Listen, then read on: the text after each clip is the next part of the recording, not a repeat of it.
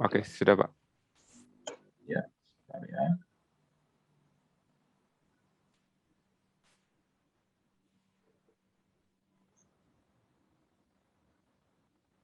Baik, kita akan mengacu pembahasan kita pada standar yang berlaku secara internasional. Dan dalam hal ini adalah sistem ya, boleh dikatakan sistem atau standar. Cuma ada yang menamakan framework ya, sementara yang lain menyatakan framework itu hanya sebagian unsur. Jadi seperti ISO menggunakan istilah standar. Jadi ISO menggunakan istilah standar, sementara COSO menggunakan istilah framework. Jadi framework kemudian di dalamnya ada beberapa komponen utama dan juga ada beberapa elemen. Sementara ISO menggunakan istilah standar. Nah, jadi karena ISO international organisasinya namanya Internal Standard Organization. Tetapi kalau namanya ISO 31000, ISO 9001, ISO 14001, itu bukan International Standard Organization. ISO yang dimaksud di sini adalah sama. Jadi ISO, isotop gitu, isomorph. Ya. Jadi ISO 31000 bukan International Standard Organization 31000, tidak. Ya ISO artinya sama. Tetapi organisasinya namanya ISO International Standard Organization. Nah, jadi Bapak-bapak dan Ibu-ibu sekalian, ISO menggunakan istilah standar. Sementara COSO menggunakan istilah framework. Jadi ada yang menggunakan sistem dan lain sebagainya. Nah, jadi kalau kita perhatikan, yang paling dominan memang adalah ISO dan COSO. Nah, sementara yang paling dahulu sebenarnya adalah COSO. Nah, cuma kan COSO itu tidak bersifat membangun standar atau framework yang lain. Jadi hanya konsisten berbicara pada hal-hal yang terkait kokoh secara langsung, yang dimulai dari internal control. Jadi kalau ISO semua hal, ya ISO lebih kepada sistem manajemen, sementara COSO lebih kepada hal-hal yang dimulai, ya berkaitan dengan penyimpangan-penyimpangan di dalam pelaporan. Ya, jadi sifatnya lebih kepada yang bersifat auditing dan juga yang bersifat accounting. Nah, sementara yang namanya ISO lebih bersifat manajemen. Jadi Bapak-bapak dan Ibu-ibu sekalian, ada 3 aliran ya di dalam melihat risiko. Aliran pertama adalah aliran orang-orang manajemen. Nah, yang namanya manajemen selalu melihat segala sesuatu dari sasaran atau tujuan. Nah, perkembangan manajemen by objectives. Nah, dari situlah lahir konsep ya bahwa risiko itu adalah efek ya penyimpangan dari pencapaian sasaran, karena dia berbau manajemen dan dikembangkan ya dengan paradigma berpikir manajemen di mana tujuan menjadi satu hal yang utama. Nah, profesor-profesor yang mengembangkan juga dari School of Management. Nah, ini kita bisa tahu ya. Nah, kemudian yang kedua alirannya adalah aliran dari orang-orang accounting dan auditing yang awalnya mengembangkannya adalah dari internal control. Jadi bagi mereka, risiko itu sebenarnya adalah ketidakpastian, ya tidak adanya assurance di dalam pelaksanaan prosedur, ya di dalam pelaksanaan tata laksana dan dalam tata kelola. Jadi konsepnya adalah assurance. Orang audit kan assurance, ya accounting kan juga melihat segala sesuatu apakah telah dibuat laporannya sesuai dengan prosedur kewajaran. Ya, jadi melihatnya segala sesuatu dari hal yang sifatnya apakah ada penyimpangan yang bersifat material. Nah, jadi bagi mereka risiko itu bukan sekedar ya masalah sasaran bias tidak tercapai, tetapi bagaimana prosedurnya itu dijalankan secara wajar. Nah, jadi ada assurance terhadap pelaksanaan prosedur dari A sampai dengan Z. Nah, ini kelompok yang dimotori, dilatar belakangi oleh cara berpikir auditing, yang termasuk juga pengendalian internal yang paling tuanya. Dan yang ketiga adalah melihat risiko itu dari sisi bahwa kalau dia terjadi, ya, baik di seluruh proses produksi, di seluruh proses bisnis, dia menurunkan kualitas. Jadi ada 3 aliran ya, Bapak Ibu sekalian ya. Pertama alirannya sasaran, kedua alirannya assurance dari prosedur, ketiga adalah alirannya dari quality. Jadi bagi mereka yang terpenting adalah di dalam setiap tahapan proses bisnis itu tidak ada penurunan kualitas. Nah, berkembanglah mereka ini membangun apa yang namanya Six Sigma, zero defect. Nah, ini berkembang kemudian zero corruption. Ya, jadi berkembang lagi yang sebenarnya cara berpikirnya adalah cara berpikir quality control. Nah, jadi di dunia ini berkembang ada yang namanya ya risk-nya yang dimotori oleh orang-orang manajemen, ada yang mengembangkan yang disebut sebagai pengendalian internal control, ya, yang orang melihat risk dari sisi prosedur. Nah, kemudian ada yang dari sisi bagaimana kualitas, quality control. Jadi ada risk management, control, kemudian ada internal control, ada quality control. Nah, yang sudah berpacaran, yang sudah berhubungan adalah orang audit atau internal perkembangan dari internal control dan orang risk. Makanya ada risk based audit. Gitu ya. Jadi konsepnya risk based audit udah pacaran mereka. Nah, tetapi quality control belum. Nah, ini yang 3 ini seringkali ada quality control, ada internal control dan audit, ada juga risk management. Nah, ini aja di OJK aja masih ada 3 divisi, 3 departemen ini. Nah, ini yang masih mencari combined assurance atau combined konsep dari ketiganya. Jadi masih silo. Jadi COSO lebih banyak kepada proses assurance, ISO kepada pencapaian sasaran. Tapi COSO dan ISO sekarang sudah memperhatikan sama-sama pencapaian sasaran. Nah, kita mulai melihat dulu pertama yang COSO sebagai saudara tua. Jadi berkembangnya adalah mulai dari internal control. Oke. Nah, ketika di tengah-tengah internal control, sadarlah si internal control ini bahwa dia hanya bisa mendeteksi yang namanya risiko. Jadi dia masukkan itu, ya, di dalam prosesnya itu ada yang pertama control environment di bawah. Kemudian risk assessment, udah masuk risk di sini. Jadi sebenarnya risk yang paling tua secara sistemik, ya, secara standar, secara framework, itu pertama kali dimulai dari kelompok internal control yang dikembangkan oleh COSO. Jadi sebuah komite, ya, dari organisasi-organisasi yang mensponsori, ya, bagaimana soal-soal yang berkaitan dengan tradeway ini atau penyimpangan komisi yang berkaitan dengan komisi penyimpangan di dalam penyajian laporan keuangan dan lain sebagainya. Nah, jadi ada bagaimana bangun control environment, bagaimana melakukan risk assessment, bagaimana melakukan control activities kalau terjadi risk, ya, terus bagaimana information dan communication dilakukan, dan bagaimana masalah monitoring. Nah, sebelumnya itu berkembangnya jadi 2 ini. Jadi ada yang model piramid, ada yang model kubus. Dua-dua punya kekuatan, ini barengan. Yang piramid, yang paling atas menunjukkan ini yang relatif tidak merupakan basis utama.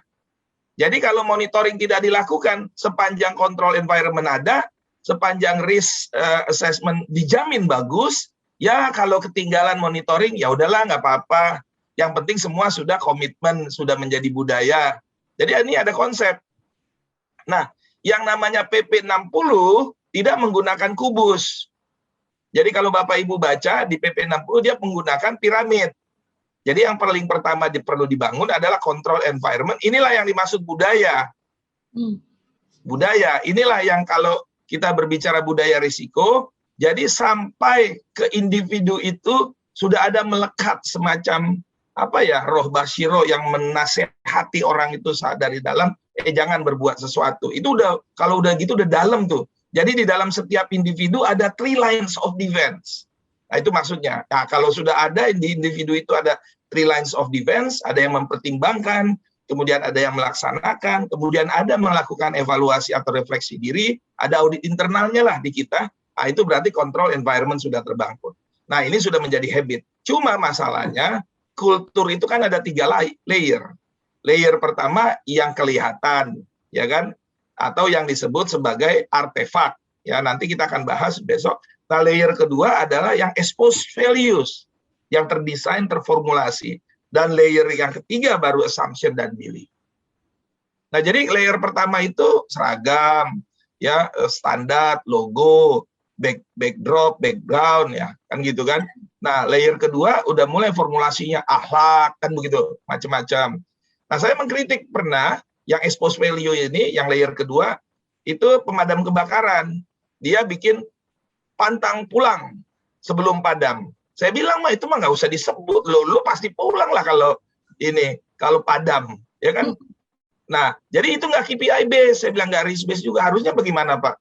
Harusnya kami datang, api padam, gitu dong. Jadi 2000 tahun yang lalu aja yang namanya Julius Caesar nggak ada bilang pulang. Vidi, visi, nggak ada tuh bilang pulang. Nah, sekarang kita harus bangun expose values-nya yang KPI base, yang berorientasi pada pencapaian sasaran. Jadi kalau pulang itu hanya konsekuensi, saya bilang. Jadi kami datang, api padam. Jangan kami datang, api sudah padam, jangan gitu. Nah, jadi itu sudah bicara control environment. Jadi layernya itu ada 3 lapis. Yang paling pertama di atas hanya simbol-simbol, bisa dilihat, bisa diinikan, bikin apa logo, apa warna atau himne lagu Mars itu sebagai musiknya, iya, sebagai ininya, tapi kandungan makna dari kata-katanya itu expose values, dan assumption dan belief itu yang lama dirubah. Nah, makin ke atas ini makin menjadi prioritas berikutnya, bukan tidak penting ya. Jadi kalau tidak ada monitoring nggak apa-apa, sepanjang control environment-nya dan risk assessment-nya kuat sama control activities-nya kuat. Nah, jadi information dan communication ada di semua. Jadi PP60 itu pakai piramidnya. Walaupun sebenarnya dalam eksekusinya berkembang, yakni adanya kubus. Jadi dia ada layernya, ada unit-unit A, unit B, ya, terus kemudian dan seterusnya ada unit-unit. Nah, di tengah-tengah ini, ya, memang yang namanya KOSO ini berkembang dari 92, ya, kemudian berkembang menjadi 2013. Jadi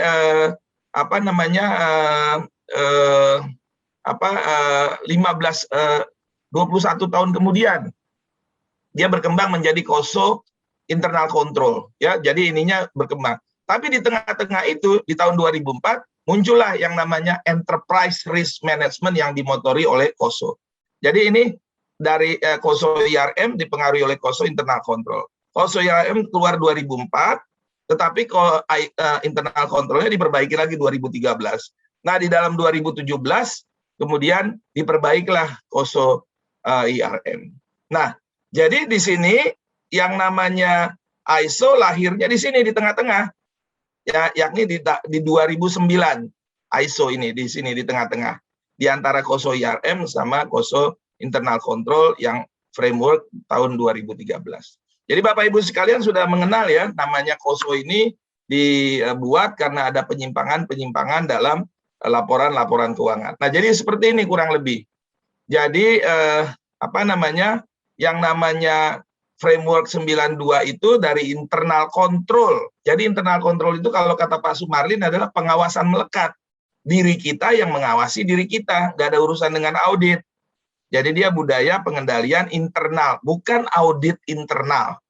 Nah, cuma kan di dalam ini masih dicampur adukan antara pengawasan dengan pengendalian internal. Jadi banyak yang tidak membedakan ya, bukan saya mengatakan tidak paham, bahwa internal control sepertinya internal audit sama aja. Dilakukan internal control, tapi yang melakukan orang luar, ya bukan internal control itu. Ya, jadi internal control dilakukan oleh diri sendiri, mengkontrol diri sendiri atau self control atau pengendalian dalam psikologinya disebut pengendalian diri. Nah, kalau dari luar berarti pengawasan yang dilakukan oleh pihak organisasi dari dalam, itu disebutnya pengawasan internal atau audit internal. Jadi pengawasan internal dan pengendalian internal dua hal yang berbeda. Nah, dari sini ya dari 92 dikembangkan ke 2013. Nah, kita lihat di dalam 2013 ini sudah sifatnya berbicara soal di-slashing ya, jadi di cascading dari entitas level berarti PUPR, division berarti Direktorat Jenderal, kemudian operating unit. Jadi intinya ada sampai ke function.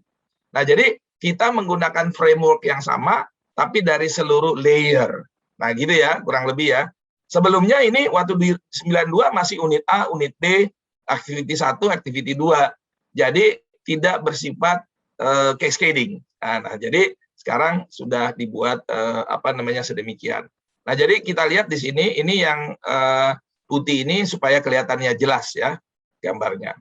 Nah, jadi di tengah-tengah perkembangan internal control 92 ke 2013 muncullah yang namanya enterprise risk management. Kenapa? Sekalian aja nih, kan ada risk assessment. Risk assessment itu dikembangkan aja karena kan dua hal yang saling terkait. Jadi internal control 92 ini kemudian berkembang jadi COSO IRM Framework 2004. Nah, jadi kita kokoh nih pengetahuannya secara keseluruhan. Jadi sebenarnya COSO IRM 2004 itu mengambil atau memodifikasi framework dari internal control yang tahun 1992. Jadi dibuat dia lebih entitas level, ya division, ini generik ya. Bisa disebut ini PUPR 1, PUPR 2, PUPR 3, PUPR 4. Nah, aspeknya di sini ada 8, yang tadinya di sini cuma 5. Jadi kalau kita lihat control environment dikembangkan lagi menjadi internal environment. Ya, jadi dibuat sedemikian rupa tidak kesannya itu sangat kontrol, ya sangat regulation based, tapi enggak internal environment. Jadi mulailah di sini ada ide bahwa risk management itu bukan stopper, tapi juga dalam kerangka creating values, dibuat lebih menyamankan, tidak serem, tidak seperti polisi, ya. Nah itu. Kemudian yang kedua, risk assessment ini dikembangkan, ya dikembangkan risk management ini. Mengapa? Karena risk ini kan katanya berorientasi pada mencegah bias pencapaian sasaran. Nah berarti risk assessment ini dikembangkan dong jadi objective setting, gitu ya, yang di dalam ISO disebut bagaimana membangun konteks. Jadi risk itu dikaitkan dengan objektif.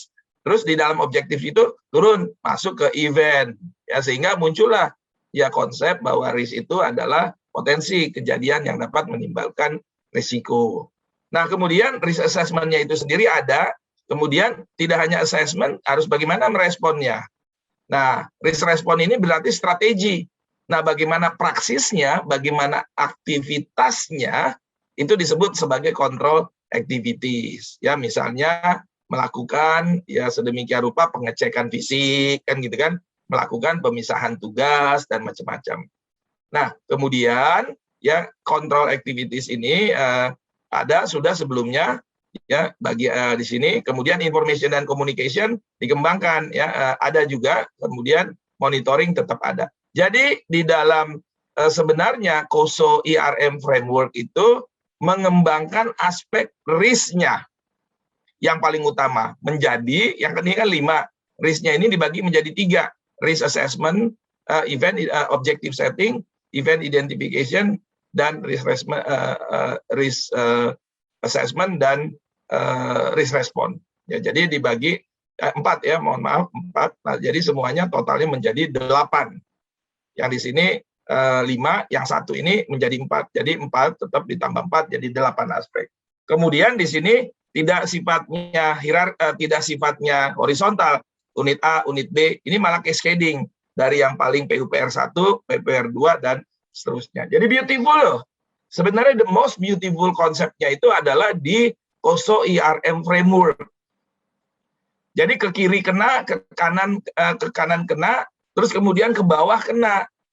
Aspeknya 8. Terus kemudian dimensinya strategic, operation, reporting, dan compliance. Sebenarnya ini sakti loh. Cuma karena dia konsepnya analytical, di bedah kiri, di bedah kanan, orang jadi pusing, males, berat ini. Ini analytical ini. Jadi berpikir 3 dimensi. Jadi bagaimana internal control dalam hal strategis di PUPR 1? Bagaimana internal control dalam hal operation di PUPR 1? Bagaimana internal control dalam hal pelaporan di PUPR 1? Kemudian bagaimana internal control dalam hal environment dalam hal compliance di PUPR 1. Masuk lagi ke PUPR 2. Ya, jadi sangat analytical sehingga dia ketika di dalam penerapannya bila tidak didukung dengan sistem informasi akhirnya membuat orang menjadi cumbersome, berat ya. Nah, ini yang dimaksud dengan ini. Jadi di sini sebenarnya beautiful ya kalau didukung oleh big data ya. Jadi semua di slashing. Tidak ada yang kena, nggak kena gitu. Ya nanti pengagregasiannya bisa dari jadi cascading ya maupun alignment bisa terjadi. Ya, jadi PUPR 1 di bawahnya ada PUPR 2 ya. Duanya itu kan ada banyak ya. Kita turunkan lah PUPR 1 menjadi PUPR 1, 2, 1, 1, 2, 2, 1, 2, 3, 1, 2, 4, semua 2. Di atasnya 1. Ya. Nah, 1, 2, 1 punya anak lagi 1, 2, 1, 1. 1, 2, 1, 2 kan gitu. Ya, jadi untuk menginikan ini sangat analytical. Ya, nah kemudian ya untuk ya teman-teman yang melakukan internal control sendiri kemudian dia mengembangkan. Tapi ngambilnya dari jadi untuk slashingnya, cascadingnya dia ngambil dari framework IRM framework di sini. Ya, kita bisa lihat. This is very interesting ya. Jadi bagaimana mereka sebenarnya ini kan logical aja, tapi orang apa namanya orang luar ya bule itu ikhtiarnya itu konsisten dan persisten. Ya saya 15 tahun di Australia nggak pinter-pinter banget tuh, saya juga ngajar mereka, tapi mereka konsisten. Jadi membangun sistem kan gitu kan. Tapi ketika murid saya kesini jadi konsultan di BI, dia bayarannya 5 kali dari saya. Kurang ajar juga, padahal dulu hampir nggak lulus saya bikin itu. Saya apa namanya hampir nggak lulus lah kan gitu. Cuma ya gitu. Nah jadi dia setelah saya ketemu bukan karena masalah kulit ya, tapi memang lebih sistemik dan sistematis dibanding kita. Ya jadi saya ini ada pekerjaan bersama Hay Group ya, Conferry, Big Five juga menang mengalahkan PricewaterhouseCoopers sama EY ya, KPMG juga sama Roland Berger. Jadi memang beda ya. Ya saya sebagai chief consultant-nya beda. Ya ada big project. Nah, jadi sistem gitu loh. Saya jadi ikut-ikutan menjadi sangat sistematik. Kalau bekerja sama teman-teman yang Indonesia kok jadi kurang sistematik gitu loh. Nah, ini yang disebut sebagai control environment atau internal environment. Jadi Bapak Ibu sekalian, waktu saya di Australia itu semua saya tertib loh. Ya, bawa mobil juga tertib ya, anak selalu di belakang. Tapi begitu di Indonesia, anak saya ajak duduk di pangku saya, terus bayar tol. Petugas tolnya hahihi juga. Kalau di sana saya udah dilaporin, udah ditangkap gitu. Jadi memang yang control environment-nya kurang. Nah, jadi masalah kita nanti dalam penerapan risk juga berkaitan dengan itu yang dari awal udah di spot tuh oleh Ibu Yuni ya dengan pertanyaan budaya. Jadi ini kadang-kadang soal-soal teknis bisa dipelajari, tapi budaya, aduh seperti aduh pusing lah, apa stres, bikin stres ya. Jadi itu. Nah ini kemudian kalau kita lihat ya, jadi sementara kita tadi udah bicara IC ya, kita lihat internal control 92, kemudian muncul IRM 2004 ya, ada guidance-nya tadi lupa saya masukin, kemudian ada internal control 2013, baru masuklah IRM 2017. Nah, ISO masuknya di 2009 ya. Masuk. Nah, ini adalah COSO IRM framework yang versi 2017. Ya. Jadi dia ada 5 komponen ya. Sama ada 20 elemen. Ya, jadi kalau dilihat ini adalah komponen utama, 1 governance and structure, 2 adalah objective strategi dan objective setting, 3 performance, 4 review dan revision, ya kemudian yang kelima information, communication dan reporting. Nah ini kalau kita perhatikan dia semacam double helix, ya triple helix bahkan nih, triple helix ya, di mana semua itu dimulai dari kejelasan vision, mission dan core values. Yang melalui proses governance yang baik dan kultur yang baik, sesuatu yang sifatnya ini adalah words ya atau values atau intangible, ini intangible ya, mission, vision, ya ini kan berkaitan dengan nawa itu, ya berkaitan dengan spirit, ya berkaitan dengan ini intangible semua. Nah, yang intangible ini kemudian akhirnya menuju menjadi enhanced values, berarti bisa menjadi tangible. Ya melalui apa? Semakin ke bawah, di sini semakin abstrak, ya di sini abstrak di kiri, kemudian di kanan semakin clear, ya semakin clear, bisa diukur. Di sini bersifat abstrak, general, di sini semakin harus bisa diukur. Siapa yang bisa mengukur keberhasilan pencapaian visi misi? Nggak ada. Tetapi enhanced values bisa diukur. Ini artinya nilai tambah, ya. Sebenarnya nilai tambah bukan berkembang sekarang konsepnya bukan added value tapi enhanced values. Nah, di sini strategi, kemudian turun lagi. Kalau di kita kan di sini adalah arah kebijakan, kemudian baru strategi, baru program. Ya, jadi ini business objective formulation, sasaran strategis, baru implementasi dan performance management atau KPI. Jadi kelihatan sekali bahwa ini terstruktur ya, walaupun disajikan di sininya tidak membentuk gambar-gambar kayak si ISO, ya ISO 31000. Nah, ini kalau kita perhatikan governance dan structure ini bicara board, ya pengawasan aktif ya dari pengurus, pimpinan atau governing bodies, ya bisa di mana saja pemerintah maupun swasta bisa. Jadi dia board risk oversight. Kemudian establish operating structure, ya bagaimana struktur organisasinya, kemudian culture-nya bagaimana, kemudian bagaimana komitmen itu jelas. Ya, nah jadi ini merupakan prinsip 5 prinsip ya katakanlah atau 5 elemen dari apa yang disebut sebagai komponen governance dan culture. Jadi dia tata kelola dan budaya. Nah, ini disorot menjadi penting. Nah, kemudian yang kedua, strategi dan objective setting. Di sini kelihatan bahwa analisis bisnis konteks itu penting. Bapak Ibu sekalian, kalau ada pertanyaan langsung dipotong, terus kemudian disinilah bahwa divine risk appetite itu penting, ya sama evaluate alternatif strategi. Apa sih alternatif strategi? Ya, kalau kita appetite-nya tinggi, ya strateginya kita proaktif. Berarti jangan kabur terhadap risiko, dikelola. Berarti kita harus membangun knowledge dan membangun skill untuk mengelolanya. Ya, nah kalau sekedar moderate, ya mungkin bisa dilakukan kalau ekstrim sekali mungkin dilakukanlah semacam avoid, ya, di avoid. Nah di tengah-tengah itu mungkin bisa di sharing atau bisa ditransfer, ya penggunaan asuransi, ya atau lembaga penjamin dan lain sebagainya atau yang sejenis lah ya atau kemudian kalau sharing itu melakukan strategic partnership ya bagaimana aktivitas atau proyek kita sedemikian rupa kita kembangkan partnership supaya men-sharing risiko.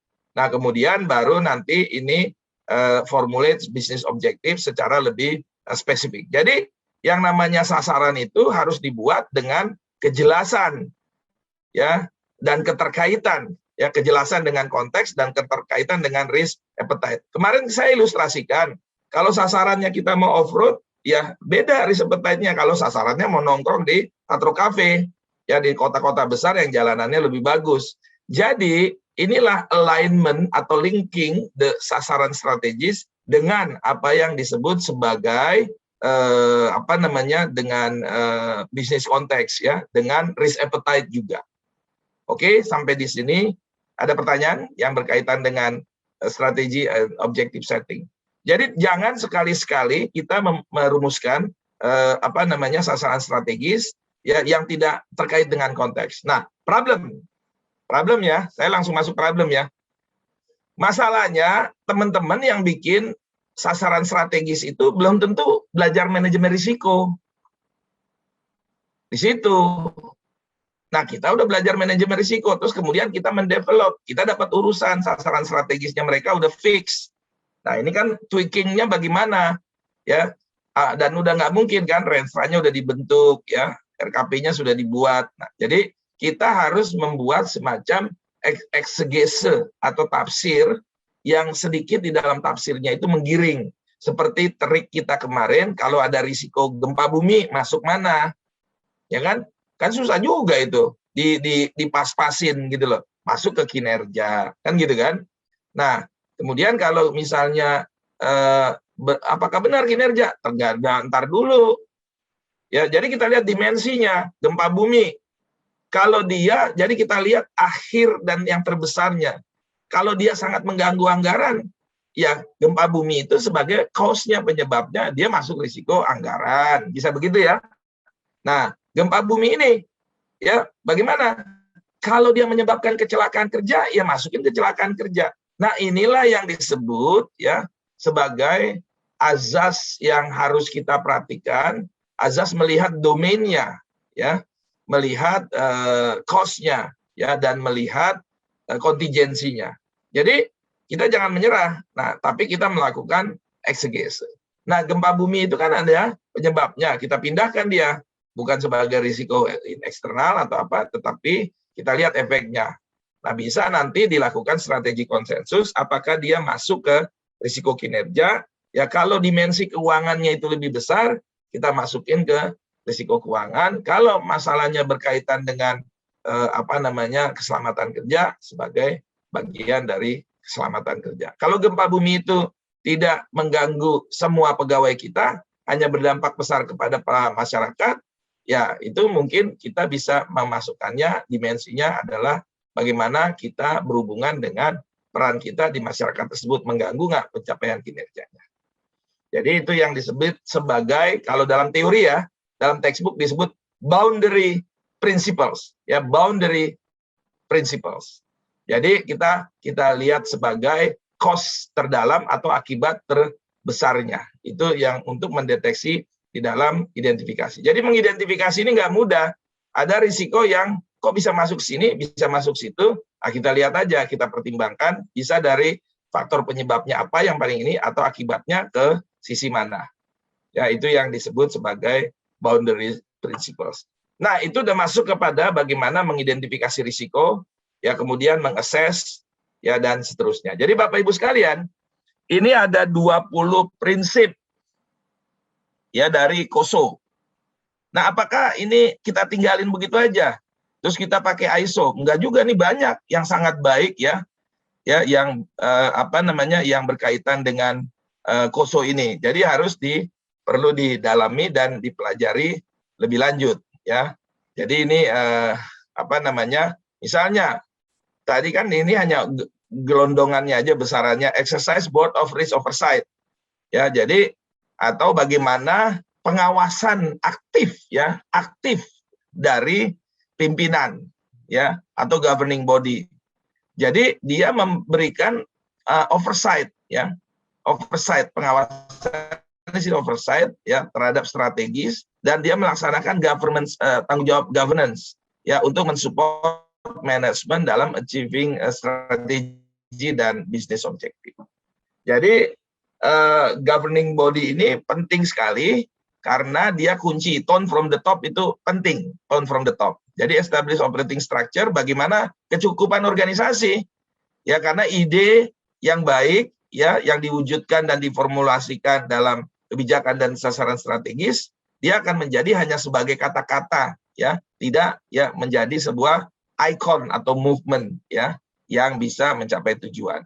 Kemudian bagaimana ini harus didukung oleh bagaimana culture, karena kan tadi kita berkaitan dengan pengembangan environment ya. Jadi culture-nya harus dibuat sedemikian rupa ya supaya tidak budaya seolah-olah ya tidak budayanya juga budaya malas mengukur ya, dan juga tidak budaya silo. Jadi gini, kalau kadang-kadang kan silo nih, ego sektoral atau ego unit ya. Kenapa ini? Jadi kalau dikorek ya, kebetulan saya mengajar organizational behavior ya di ANU, itu ternyata dikorek itu ya saya dalami, itu ternyata budaya loh. Budaya yang dipengaruhi oleh filosofi atau cara berpikir yang to have, bukan to be. Ya, to have. Ini saya jelaskan ya. Misalnya unit kepatuhan intern mengeluh ya, bagaimana ini organisasi nggak bakal, aduh sayang, karena apa? Karena si pemilik risikonya begini, asik ya, kalau misalnya organisasi kita pemilik risikonya udah aware dan lain sebagainya. Jadi mereka berharap memiliki ya unit kerja atau first line yang sudah mempunyai awareness dan lain sebagainya. Jadi inginnya to have, bukan inginnya to be the best compliance, intern compliance ya. Nah demikian juga unit bisnis, unit first line mikirnya gini, aduh itu unit manajemen risiko ganggu-ganggu kita terus. Ini asik nih kalau kita organisasinya unit manajemen risikonya cengli gitu loh. Ya sehingga kita bisa lari kencang. Jadi dia berharap bagaimana memiliki, bukan dia menjadi unit yang aware terhadap risiko. Ini sama ilustrasinya ya. Ya karena ini bersifat budaya, orang tua ya sering berharap memiliki anak yang baik.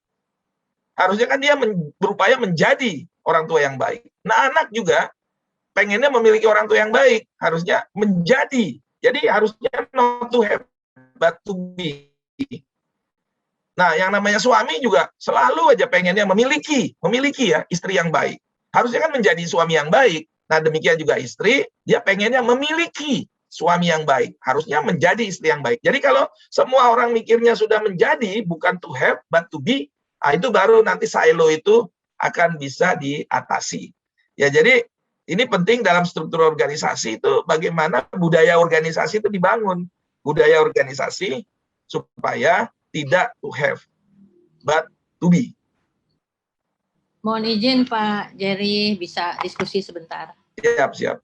Jadi kalau di organisasi kami ya, itu untuk first line of defense, yaitu di balai dan direktorat. Di balai utamanya Pak, ada 31 balai.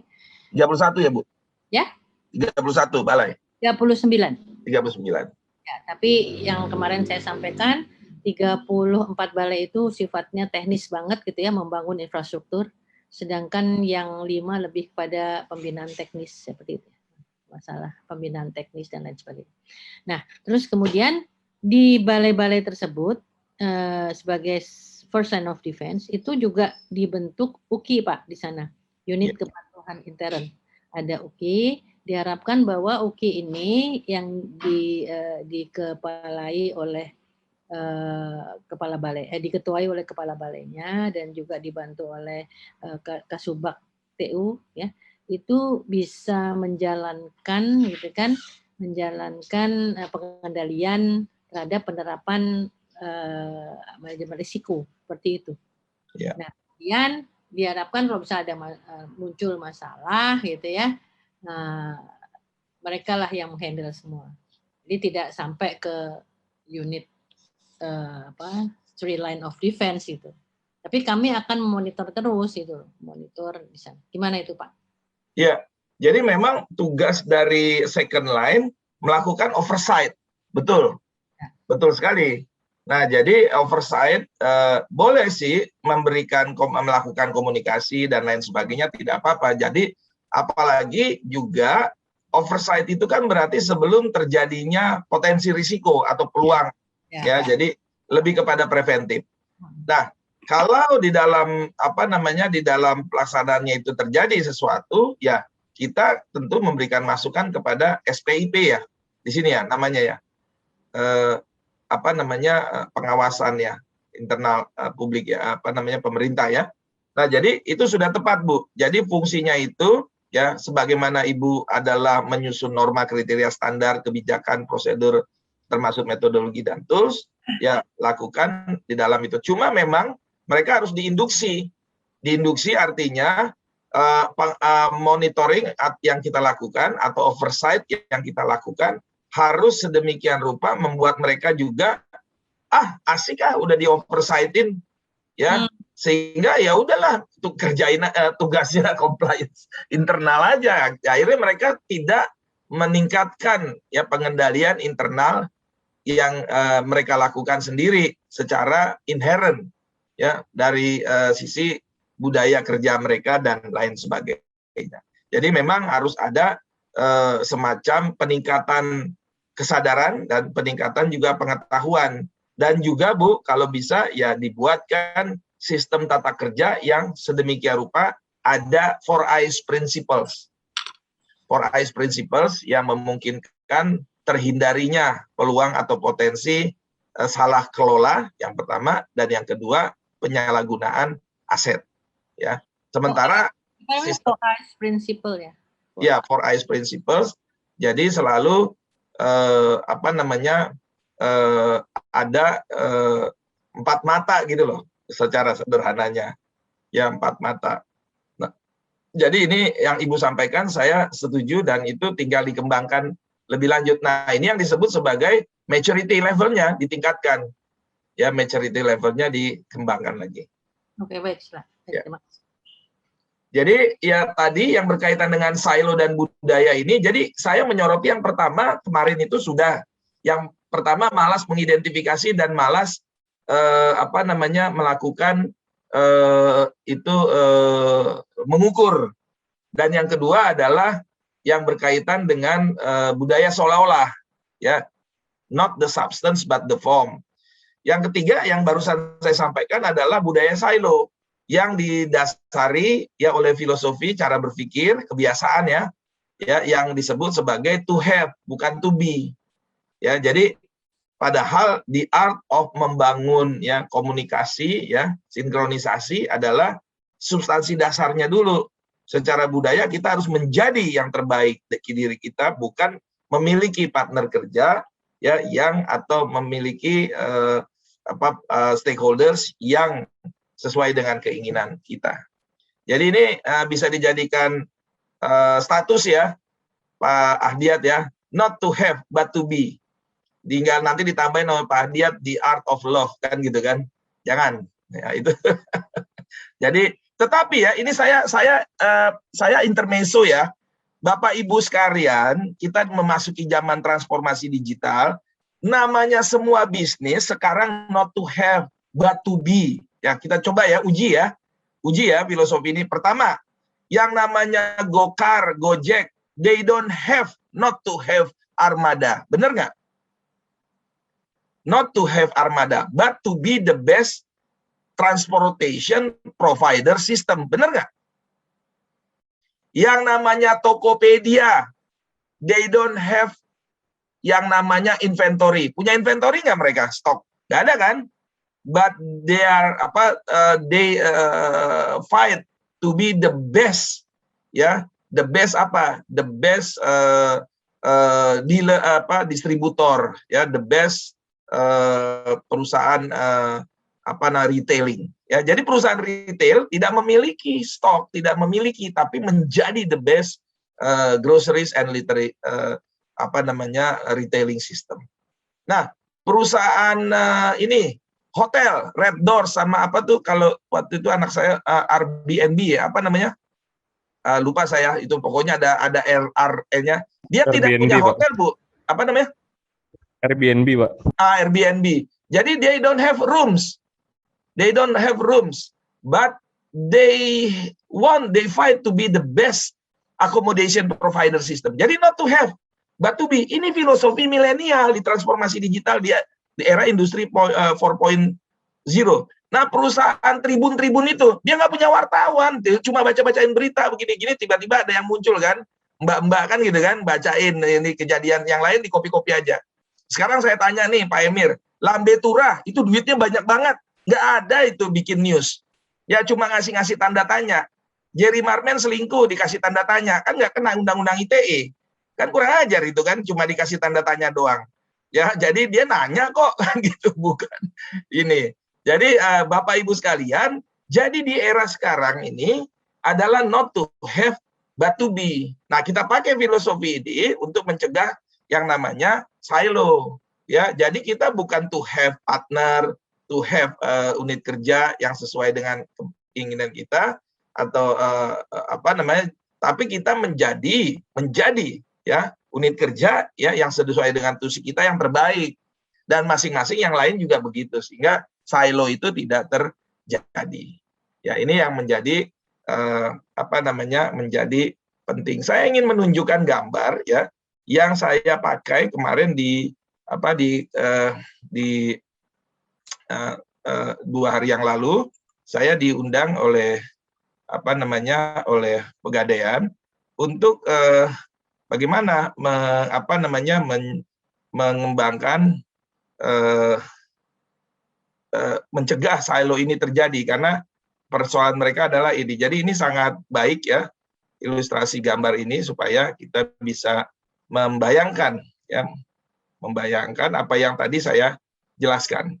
Jadi saya share sekarang.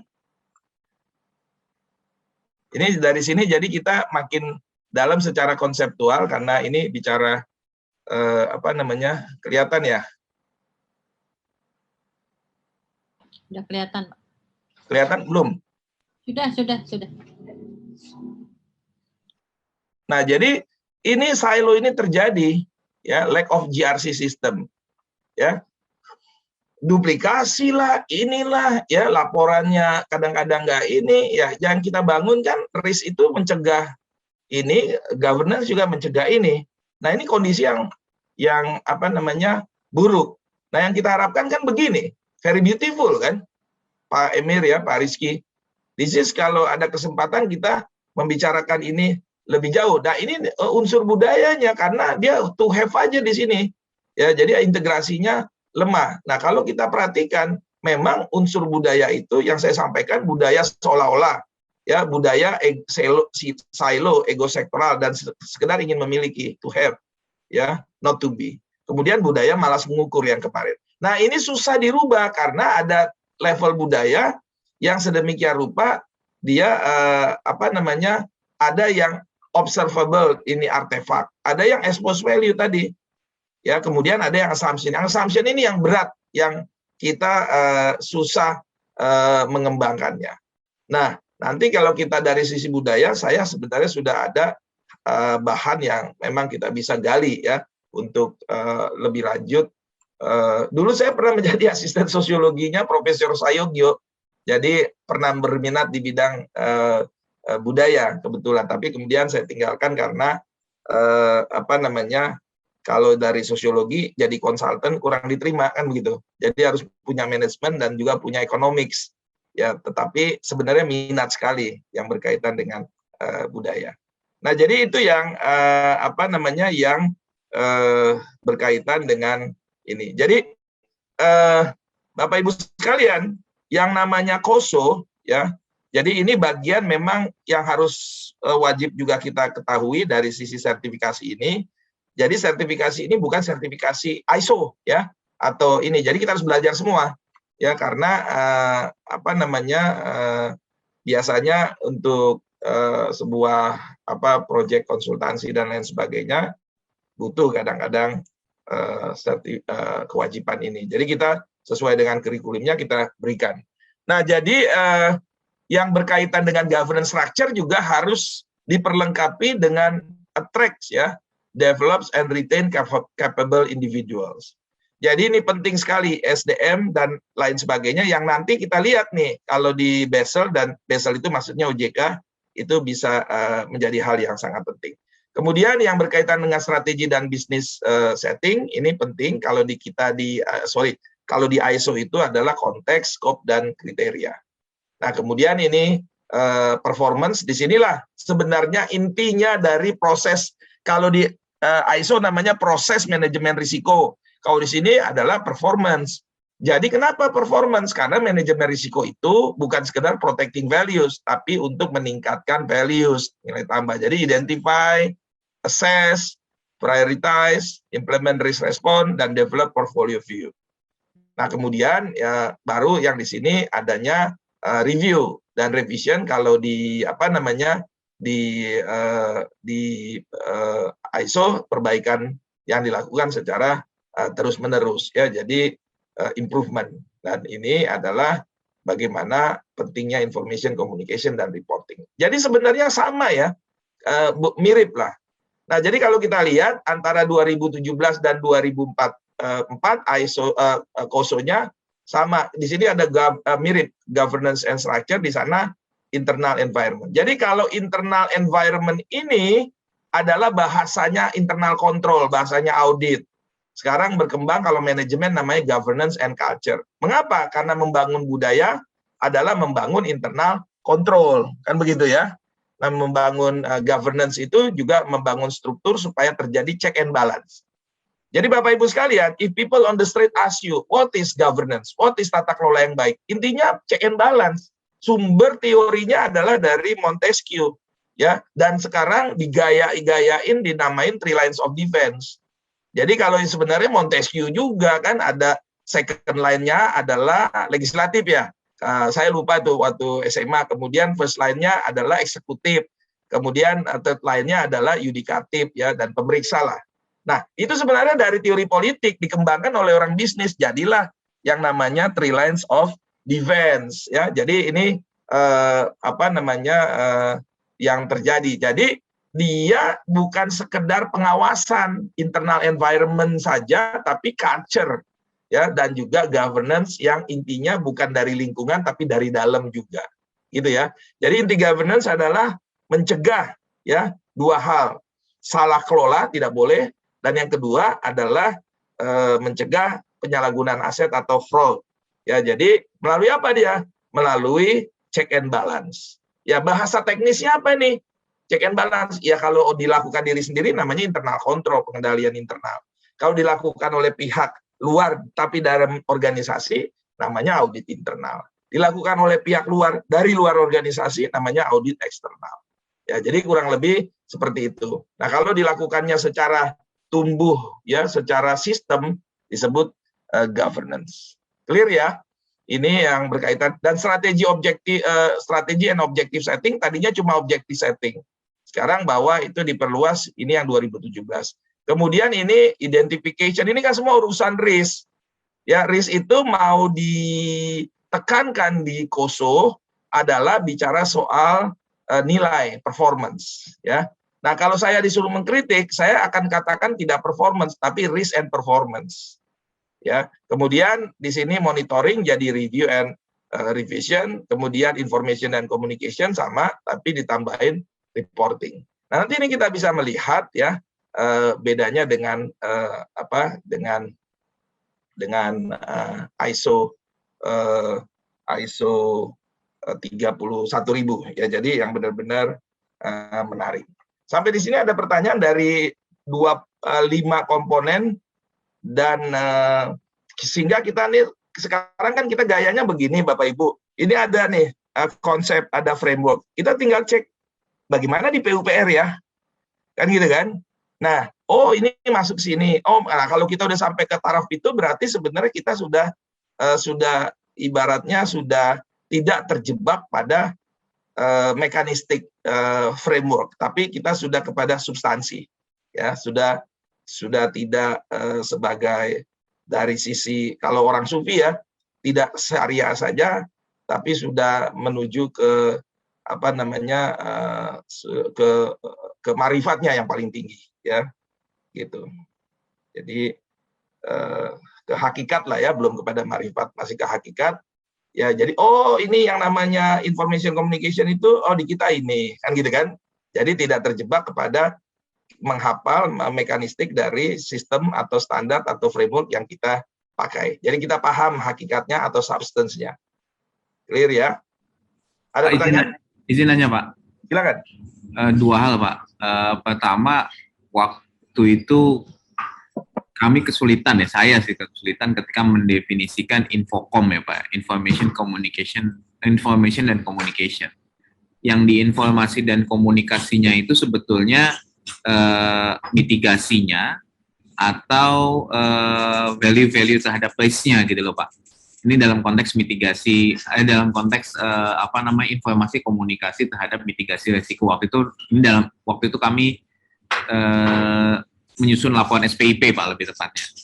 Lalu yang kedua terkait dengan lingkungan pengendalian Pak. Sebetulnya hal-hal apa sih Pak yang perlu kita potret dari lingkungan pengendalian? Ya karena tadi Bapak bilang kan kalau emang budayanya kan budaya seolah-olah Pak. Jadi lebih senang orang masukin aja tuh semua lingkungan pengendalian tanpa kita tahu akhirnya substansinya. Sebenarnya ketika kita mau berbicara lingkungan pengendalian, critical issues-nya, critical point-nya yang perlu kita review itu apa Pak? Jadi jangan-jangan nggak mesti semua. Kalau misalnya di kami itu kan kadang lingkungan pengendalian kan dipotret melalui survei Pak. Kalau di SPIP itu ya melalui survei. Tapi kadang-kadang surveinya hasilnya dan Dan mungkin mulai dari pertanyaan surveinya, karena sudah template ya Pak, pertanyaan surveinya, hasilnya itu tidak terlalu memiliki value untuk organisasi gitu loh Pak. Ini jadi kesimpulannya apa gitu loh Pak. Nah, itu yang kami sebenarnya dalam melihat internal environment ya Pak ya, lingkungan pengendalian itu apa sih Pak yang perlu kita perhatikan, karena kalau memang kita tahu apa hal yang kita perhatikan, mungkin jangan-jangan kalau untuk konteks PUPR bisa lebih sederhana, karena kita tahu itu arahnya kemana, menganalisis itu arahnya kemana. Terima kasih Pak. Ya, jadi sebenarnya kalau kita memang ya the devil is in the detail ya, walaupun kadang-kadang kalau kita di backup dengan sistem informasi, the detail itu bukannya the devil, tapi the angel is in the detail. Jadi saya aliran yang jangan sampai kita tidak mampu mengendalikan elemen-elemen yang banyak ya, gara-gara kita tidak dibantu dengan sistem informasi ya atau sistem yang bisa menstruktur elemen-elemen yang ada. Tetapi seperti di awal ya, kalau ini di awalnya kan COSO internal control dia yang harus kondisi sine qua non harus ada adalah control environment ya. Jadi ini apa nih Pak? Jadi gini, kita muncul dari teorinya. Ada dua paradigma dalam melihat dari organisasi supaya dia bisa menuju kepada pencapaian tujuan. Yang pertama adalah paradigma kelompok, paradigma struktur. Gitu ya Pak. Saya masuk ke dalam konsepnya dulu. Paradigma struktur begini, setan pun yang masuk di organisasi, orang-orang jahat pun yang masuk di organisasi, begitu masuk dalam struktur, dia akan ikut. Kan gitu loh. Jadi dibuat struktur. Apa itu yang membuat kontrol? Yang paling efektif Pak, yang paling efektif ya kan, karena kita semua ada dalam bahasa ininya butuh stick and carrot, insentif, ya kita bikin yang namanya control environment atau lingkungan pengendalian atau lingkungan internal itu struktur insentif ya. Jadi tetapi ada juga disinsentif. Jadi namanya hukum penalti dan stick and carrot.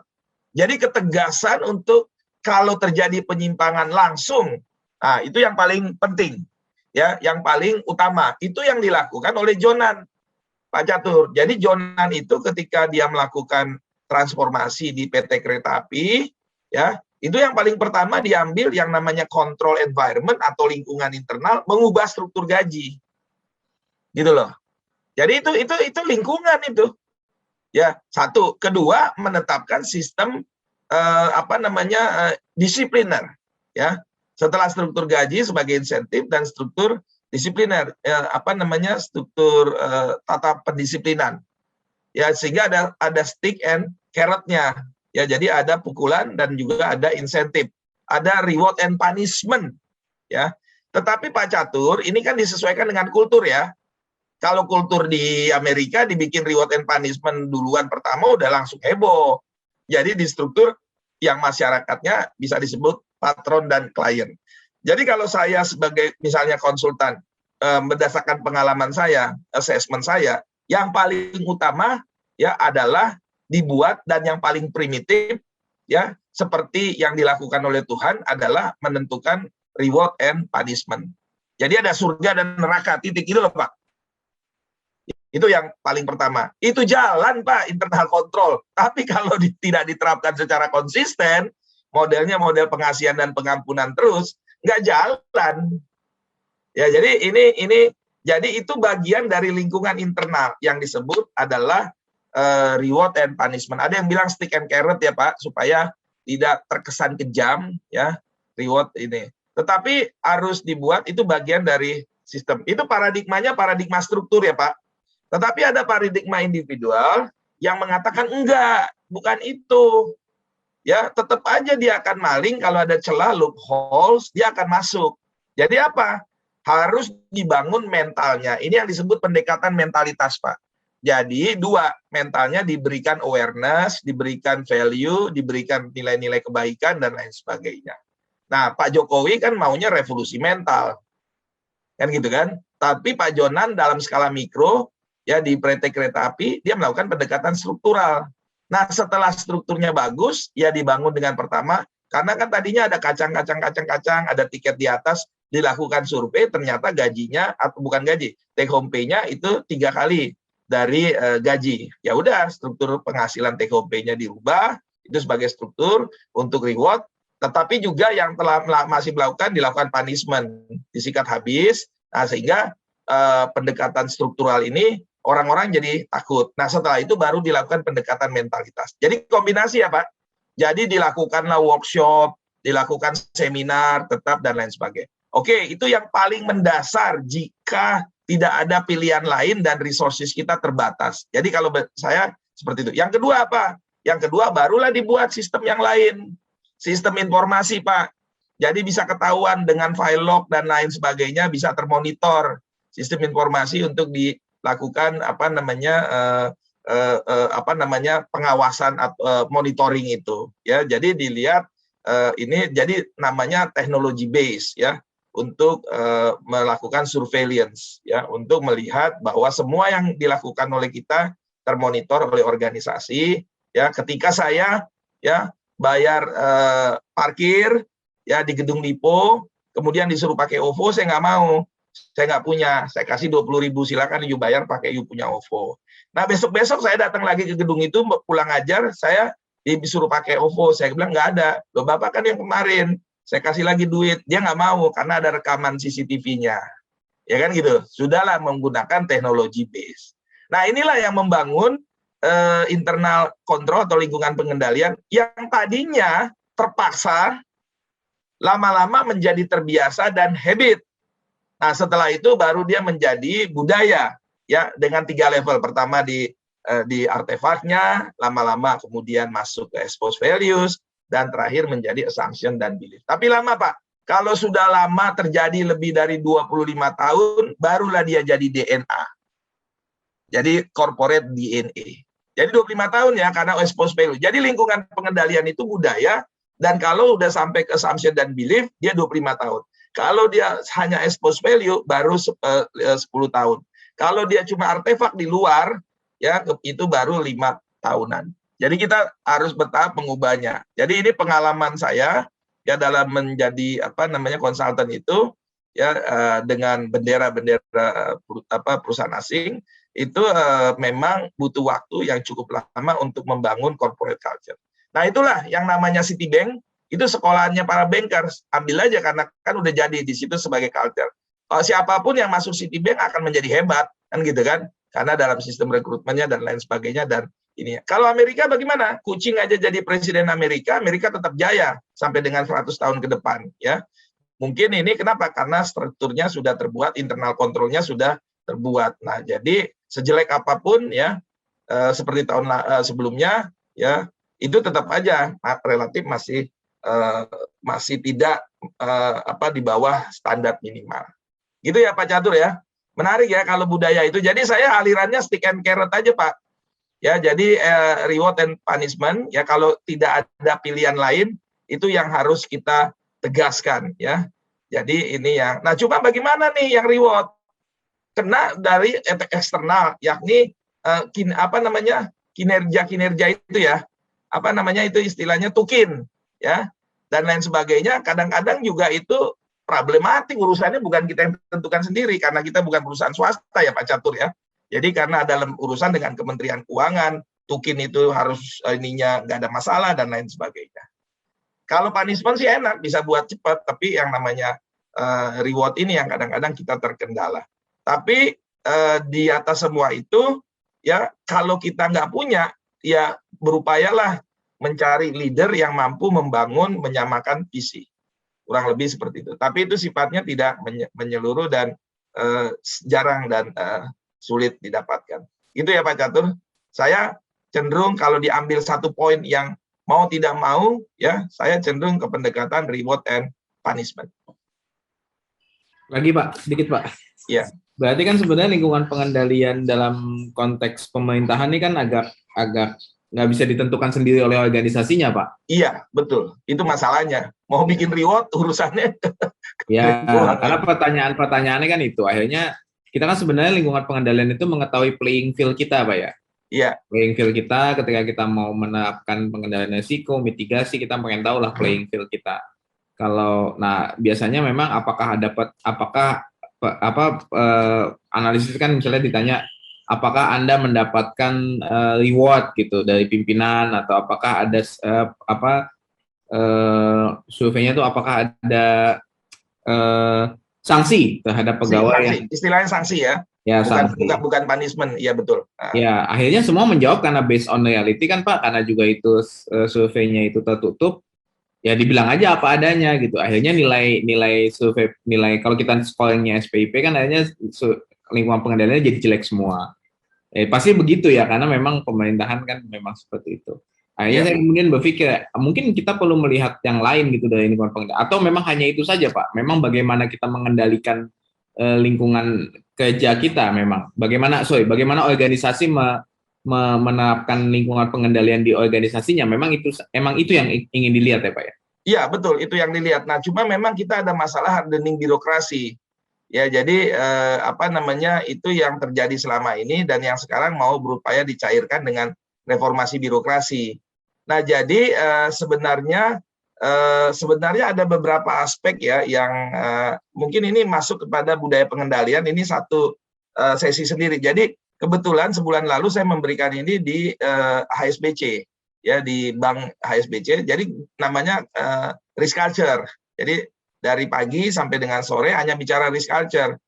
Saya tanya ke HSBC yang sekelas level HSBC, kenapa kok topiknya di situ? Dia bilang kita nggak butuh teknis-teknis, kita udah lebih jago dari Pak Jerry katanya. Ya, kita udah punya sistem dan lain sebagainya. We want to elaborate yang berkaitan dengan risk culture. Jadi memang itu salah satu ya. Kedua, organisasi pemerintahan terjebak pada hardening birokrasi sebelumnya. Nah, sehingga cenderung relatif ya mirip ya, sehingga ke depan ini yang mau dicoba supaya lebih agile ya. Tetapi kita kan masih dalam tahap pembaruan ya. Upaya ya, yang pertama dilakukan ya setelah perdebatan yang cukup dalam ya, itu adalah menghilangkan eselonisasi yang secara umum ya, eselon 3 dan eselon 4 ya. Nah ini kecuali ada memang surat edaran dari Menpan yang berkaitan khusus ya dengan spesifik dan tidak dihilangkan, ya oke, masih bisa dipertahankan. Nah, itu cara pertama yang membuat supaya fleksibilitas itu bisa terjadi. Jadi nanti banyak sarang tahun yang disebut sebagai tenaga fungsional atau ASN fungsional. Jadi itu yang mau mencairkan dulu supaya hardening birokrasinya itu tidak berlangsung terus. Jadi itu Pak, supaya nanti setiap organisasi mempunyai fleksibilitas untuk mengembangkan lingkungan pengendalian yang cocok ya dengan organisasi, jadi lebih agile ya. Jadi itu yang diharapkan. Tapi sementara for the time being memang agak sluggish ya, agak berat karena memang besar organisasinya. Seperti itu ya Pak. Jadi itu setuju sekali yang dengan Pak Catur resahkan ya, bagaimana kita bisa mencari model yang simple, yang sesuai, yang paling kondisi sine qua non lah, yang harus dilakukan supaya tidak terlalu terjebak pada standar-standar yang dikembangkan dari luar ini. Gitu ya Pak. Ada yang lain? Nah, yang berkaitan dengan informasi, ya tadi informasi ini memang informasi tentang apa? Tentang risikonya sendiri, informasi yang berkaitan dengan bagaimana risiko itu dikelola. Jadi informasinya ini dari A ke Z ya, sifatnya menyeluruh. Nah, cuma kan tentu harus ada yang paling utama. Bagaimana informasinya nih? Ya, pertama adalah kondisi pemetaan risikonya itu harus bisa ditangkap ya, kemudian diterjemahkan ke dalam risk appetite. Itu yang paling utama dan kemudian di-sharing. Nah, kemudian informasi yang terpenting adalah feedback. Jangan informasinya habis itu masuk laci dan lain sebagainya dan tidak ada yang berkaitan dengan pembahasan dari informasi tersebut. Nah, kalau tidak ada pembahasan, informasi itu numpuk begitu saja dan tidak menjadi data mining. Ya, akhirnya kita nggak tambah pinter-pinter, banyak risiko terjadi dan lain sebagainya. Ya udah lewat aja gitu. Padahal kalau dilihat kasus yang terjadi dia sekarang itu ternyata udah pernah terjadi dan udah ada catatan dan laporannya, tidak digunakan itu sebagai knowledge management. Jadi ini informasi itu juga selain untuk kontrol, tetapi juga dia berguna untuk renewal, untuk peningkatan, ya, untuk pengembangan lebih lanjut. Karena yang repeated event, ya, kita sudah relatif mempunyai pengetahuan di dalam menghandle-nya. Itu yang diperlukan. Jadi dalam substansi sebenarnya dari zaman dulu selalu ada ya serah terima laporan dan lain sebagainya. Itu kan sebenarnya harusnya ada catatan-catatan kejadian yang sedemikian rupa bisa menjadi pelajaran bagi pejabat baru. Nah, diharapkan ke depan itu juga menyangkut hal-hal yang berkaitan dengan risk yang pernah terjadi dan bagaimana treating-nya dan bagaimana menghadapinya, ya, strategi yang diterapkan oleh pejabat sebelumnya. Ada lagi Bapak Ibu sekalian, jadi COSO ini barangkali sebenarnya cukup beautiful ya, apalagi saya sebenarnya lebih sangat suka pada COSO yang model 2004 ini. Ya, jadi dia lebih analytical, nggak usah pakai penjelasan panjang-panjang, saya sudah tahu maksudnya. Nah, tetapi isinya kita ambil yang di 2017.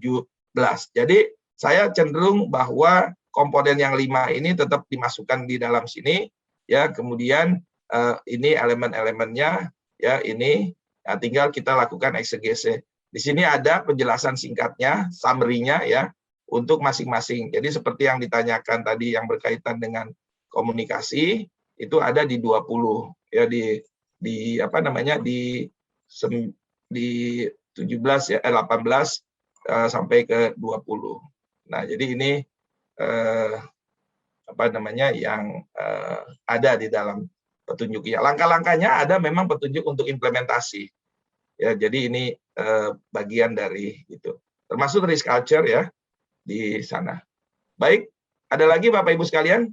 Kita harus break, kita setelah itu masuk ke kita terlambat kelewatan 5 menit. Pak Pangeran, kita break. Ibu Yuni, ya, Pak Catur.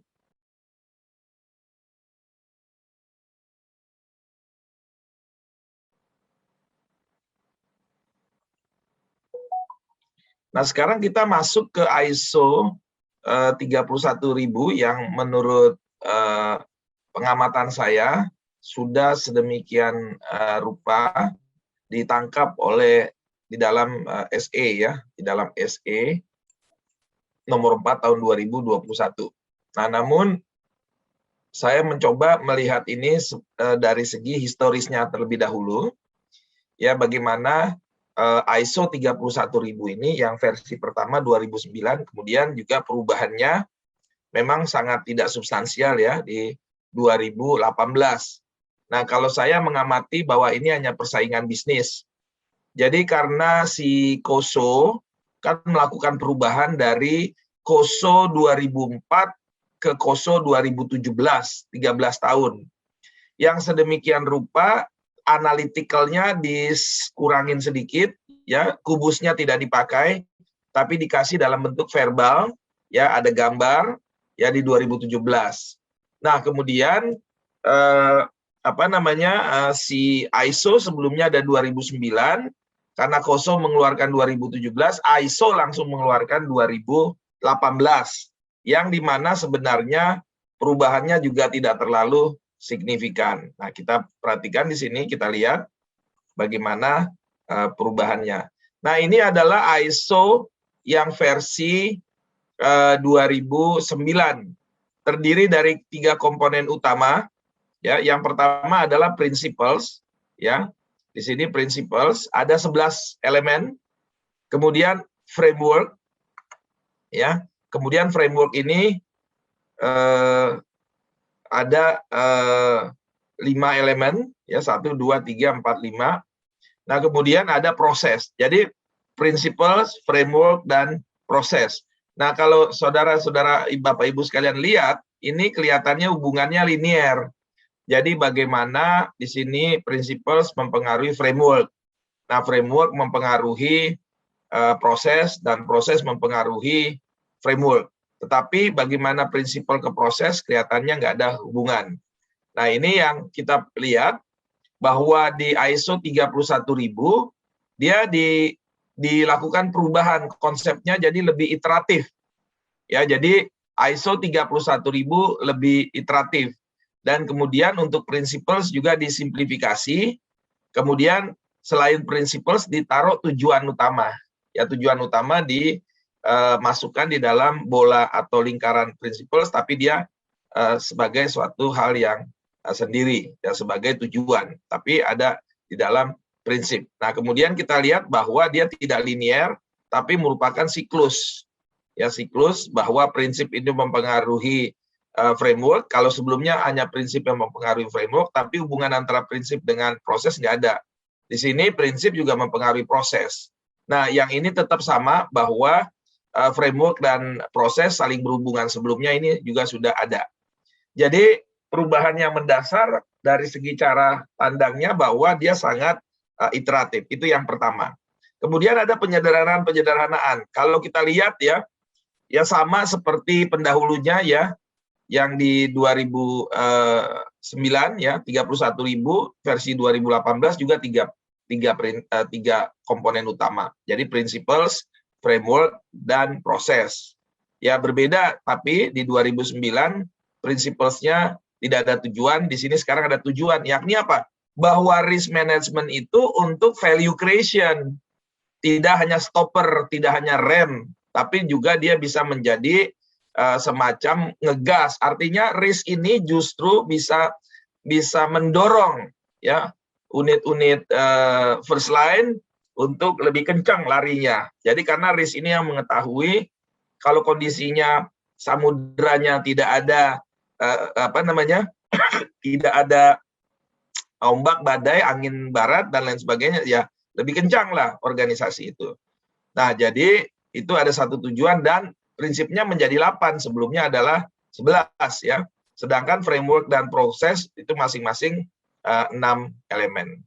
Nah, kalau kita lihat di sini, Bapak Ibu sekalian, kita mulai dari principles ya, digunakan sebagai acuan ya untuk pengukuran efektivitas dari IRM. Jadi maksudnya begini, bahwa kita principle base.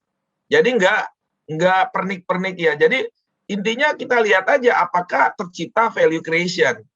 Ya, artinya tercipta peningkatan kinerja ya, misalnya itu. Ya, dari sebelumnya ya. Jadi lakibnya kita bisa lihat ya di dalam kinerjanya, kontrak-kontrak kinerja bisa dilihat apakah terjadi peningkatan. Nah, terus kemudian juga apakah ada inovasi ya, dan bagaimana sasaran kerja itu juga bisa tercapai. Nah, ini 8 ini adalah yang paling utama sebagai ukuran. Jadi kita nggak terjebak di dalam ukuran yang elementer dan teknikal. Nah, kemudian yang namanya framework digunakan sebagai acuan ya. Ya, acuan dalam keberhasilan organisasi untuk apa? Untuk mengintegrasikan. Ya, jadi dia urusannya bukan memotret kinerja, jadi dia untuk bagaimana proses integrasinya dalam IRM, ya, terus kemudian peran dan tanggung jawab dari pimpinan, ya, kemudian operasionalnya, dan juga bagaimana governance aspek itu terwujudkan. Nah, disinilah makanya ada di tengah itu mandat itu udah hilang, yang di sebelumnya kan ada mandat. Ya, ini mandat ini hilang dan dia masuk di tengah sebagai leadership dan komitmen. Jadi membangun dari dalam. Nah, itu yang ada. Terus kemudian proses tidak banyak berubah. Yang namanya di sini masuk scope, konteks dan kriteria, yang sebelumnya hanya konteks saja, tapi scope dan kriteria tidak masuk. Tapi dalam penjelasan kan sebenarnya yang sebelumnya bicara soal konteks, itu bicara scope dan kriteria juga. Nah, ini yang proses itu acuan dalam membangun, menerjemahkan ya, lebih tepatnya framework itu diterjemahkan ya dalam standar IRM yang dikembangkan oleh ISO. Jadi sebenarnya memang implementasinya adalah di proses. Proses ini biasanya sering dijadikan lampiran. Nah, saya sudah cek di SE nomor 4 itu sudah mengikuti prinsipnya dan cuma tujuannya tidak dieksplisitkan di sana, hanya prinsipnya ada 8. Tujuan yang value creation dan value protection itu tidak secara eksplisit. Nah, jadi perubahannya memang kalau dilihat ya, jadi ada dimasukkan tujuan penciptaan dan perlindungan nilai, itu yang pertama. Ya, jadi sebenarnya 9 kalau mau digabung ini, jadi ada yang kurang ya dari 11. Nah, terus kemudian 2 prinsip, yakni bagian pengambilan keputusan dan secara eksplisit menangani ketidakpastian pada 2009 dihapus dan dicantumkan dalam keterangan saja ya pada bagian dari standar 2018 ini. Jadi 8 prinsip ini kalau Bapak Ibu baca di SE nomor 4 sudah tercantum ya, ada di dalam SE tersebut. Nah, tinggal bagaimana eksegese dan tinggal bagaimana sosialisasi dan pemahamannya. Apa yang dimaksud dengan terintegrasi? Ya, terintegrasi kan berarti tidak boleh ada silo. Berarti harus ada perubahan budaya, terstruktur, komprehensif. Ini maksudnya tidak acak-acakan, tidak suka-suka ya, tapi berbentuk sesuatu yang kelihatan ya, arah alurnya dan lain sebagainya. Nah, kalau customize itu disesuaikan, berarti memang disesuaikan dengan kompleksitas organisasi, disesuaikan dengan tujuan organisasi, ya disesuaikan dengan karakteristik organisasi, karakteristik balai, ya mungkin juga disesuaikan dengan konteks lokal, spasial di mana balai-balai kita berada, ya. Jadi kita harus memotret. Nah, itu yang tadi ditanyakan oleh Pak Catur, sistem informasinya kita harus punya karakteristik setiap tempat di mana balai itu berada secara umum. Nah, kita bangunnya memang tidak langsung, tapi tahap pertama kita harus mempunyai semacam karakteristik wilayah tersebut, ya karakteristik di mana balai itu ditempatkan, baik secara demografis maupun secara geografis dan juga secara local politics yang ada di sana, ya termasuk juga bagaimana rising demand yang berkembang di wilayah tersebut.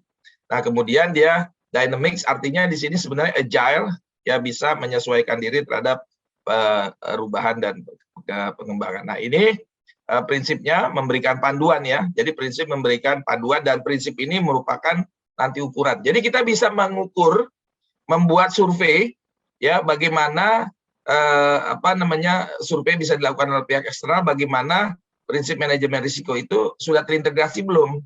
Ya, jadi bagaimana dari sistem informasinya, apakah balai ya bisa sedemikian rupa mengirim informasinya itu langsung di dalam sebuah aplikasi atau di dalam sebuah paket-paket sederhana ya dalam sistem informasi, nggak harus canggih. Excel juga bisa, kan Microsoft Collaboration juga bisa diterapkan. Nah, kemudian kalau di sini ini adalah eksegese dan penerjemahannya. Terstruktur itu maksudnya adalah smart ya, jadi dia spesifik ya, measurable, terukur, attainable ya, relevan dan lain sebagainya. Jadi memang selaras dengan pendekatan balance scorecard atau KPI. Nah, ini Bapak Ibu sekalian, ini harus kita uji ya, kita uji apakah prinsip terintegrasi itu ya melalui diskusi dulu internal sudah terjadi, kemudian terstruktur dan komprehensif sudah belum, ya kemudian sudah disesuaikan belum dan seterusnya ya. Jadi kita lihat kemudian inklusif ya dan dinamis ya, apa artinya dan maknanya saya sampaikan ini di dalam faktor manusia dan budaya juga masuk ya. Bagaimana? Nah, kalau kita perhatikan di dalam SE itu juga sudah disebutkan, tapi memang penjelasannya relatif lebih summarize ya, sangat ini. Jadi informasi faktor manusia dan budaya. Coba kita lihat ini contoh nomor 7. Prinsip ini menekankan bahwa perilaku dan budaya manusia secara signifikan mempengaruhi semua aspek manajemen risiko. Nah, ini kita nggak main-main nih. Kita ngomong perilaku dan budaya manusia, kita paham nggak nih? Misalnya kita sebagai internal compliant, ya. Kalau nggak nanti kita akan sumir dan hanya bicara soal general words saja, ya budaya, tapi kita nggak korek ya. Ya, untuk mempengaruhi semua manusia, manajemen risiko pada semua tingkat dan tahap agar manajemen risiko selalu memperhatikan faktor manusia budaya, manajemen puncak organisasi perlu memastikan adanya peta pembangunan penyebaran ya dan pematangan budaya. Nah, ini kita harus lakukan. Nah, sebagai contoh ya, kita kalau lihat ini, kita sudah korek belum ya, misalnya asumsi-asumsi budaya yang apa namanya, yang terkait ya, yang berkaitan dengan apa namanya, dengan itu, dengan aspek budaya itu. Sebagai contoh,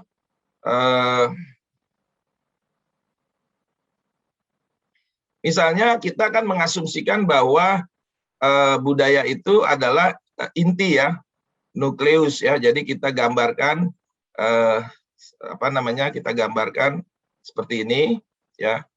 Terus ini kita lihat ini budaya ya. Jadi sebagai nukleus. Terus kemudian kita mencoba melihat bahwa ada 3 level budaya yang bisa diobservasi, kemudian expose values dan asumsi. Ya. Nah, kemudian yang berarti yang di paling dalam ini adalah basic assumption. Kedua, expose values. Kemudian behavioral atau artefak yang bisa diamati.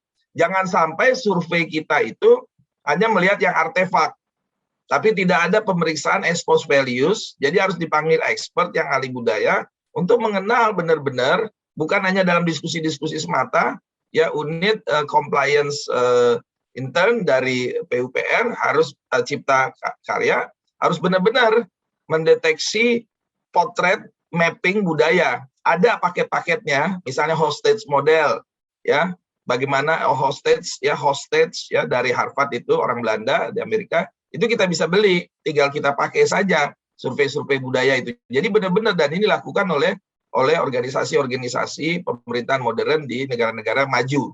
Jadi dilakukan semacam pemetaan budaya. Contoh lagi nih, nah ini kita misalnya pakai Lewis ya, ini Saint models. Ini contoh ini Bapak Ibu ya. Budaya itu bisa dilihat dibagi 3 ya, yang blue, red, dan yellow. Ya, kalau yang merah ini red, dia panasan, multi-aktif, warm, emosional, ya, loquacious, sama impulsif ya. Nah ini, oke. Kalau yang kuning ini pasif. Nah ternyata Indonesia, Malaysia, Filipina masuk di sini. Nah bagaimana nih kita? Mau kita geser ke tengah atau dipertahankan di sini? Sementara budaya yang linear aktif, cool, faktual ya, nggak ada cenderung kurang gosip, itu di biru. Ya, budaya yang ini kita lihat nih, Meksiko panasan semua ya, Arab ya, dan Timur Tengah. Nah sampai ke sini. Nah sampai di sini pasif.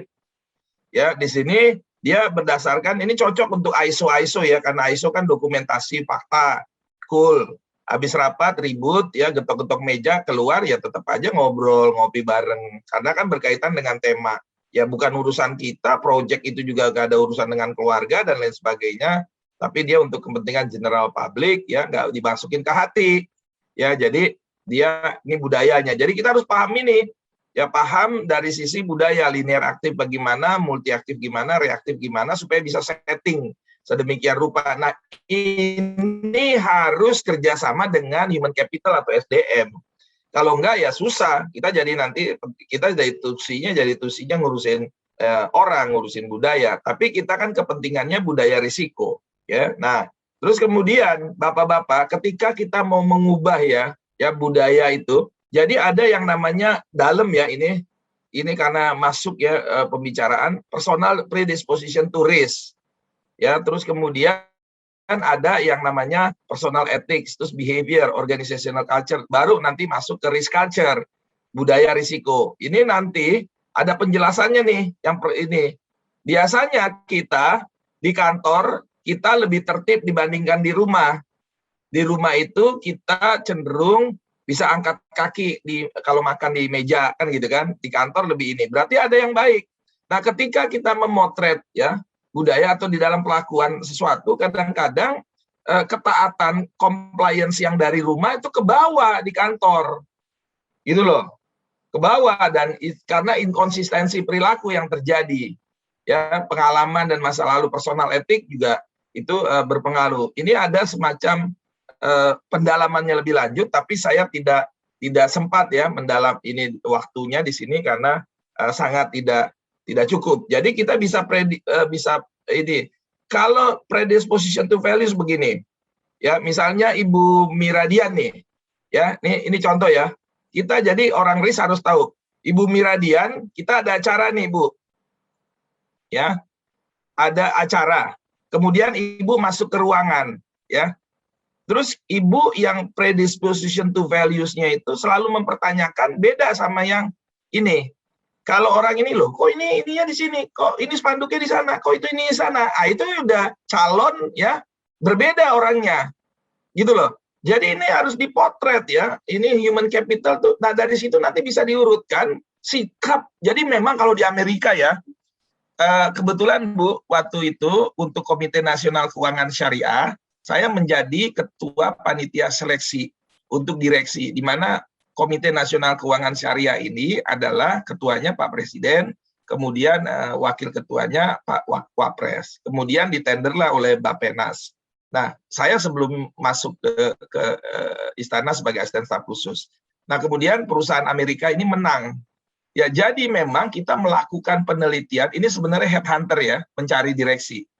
Jadi sampai kita telusuri, waktu orang ini di SD, ya di SMP, di SMA, kalau dia foto di sekolah, dia posisinya di mana? Ya, sampai dalam ya, melihat itu. Jadi Pak Rizky karena dibayar mahal, memang perusahaan ini menyelidiki. Kemudian kita bayar detektif juga untuk mengetahui perilaku orang ini selama 3 bulan. Ya kan gitu. Ya, terus kemudian baru terakhirnya tentu ke BIN dan lain sebagainya. Ada calon yang memang lulus tapi kemudian akhirnya nggak masuk. Jadi memang nggak sembarangan itu ya untuk hal-hal seperti itu. Jadi kita telusuri fotonya, ada konsistensi. Nah, itu bagus kan? Ya, jadi kita lihat ada yang konsisten. Kalau foto dari mulai SD tiap ini sampai dengan SMA di pojok terus kan gitu kan? Atau di tengah terus gitu loh. Ya, jadi ini kita lihat sebagai predisposition dari orang tersebut. Jadi memang headhunter yang dibayar mahal itu menyelidiki lebih lanjut tentang bagaimana untuk mencari direksi ini. Ya, selain memang tentu ada faktor-faktor yang berkaitan. Sekarang ini kan arahnya semakin demikian ya, semakin profesional. Jadi predisposition turisnya orang ini selalu mempertanyakan. Ya, ada yang satu menerima saja dan lain sebagainya. Itu ada model-modelnya yang sedemikian rupa untuk melihat sejauh mana kita bisa membangun budaya risiko. Nah, tapi kan sekarang kita udah make the best of it. Artinya apa? Pegawainya nggak bisa diberhentiin, pegawainya kita terima begitu, tapi seringkali hanya analisis umum semata. Nah, ini yang menjadi bagian yang penting ya di dalam paparan kita yang berkaitan dengan berkaitan dengan poin ini. Oke, nah kemudian kalau kita ini jadi poin-poin yang faktor manusia ini sangat penting sekali ya. Nah, kemudian yang berkaitan dengan leadership ya dan komitmen itu prinsip tadi ya, ini tadinya mandat ya dan komitmen berubah menjadi leadership. Jadi ditekankan pentingnya tone from the top. Ya, ini yang menjadi bagian. Jadi ada 6 juga, kepemimpinan dan komitmen, integrasi, ya desain, dan kemudian juga implementasi, evaluasi dan perbaikan, adaptasi dan perbaikan yang sinambung.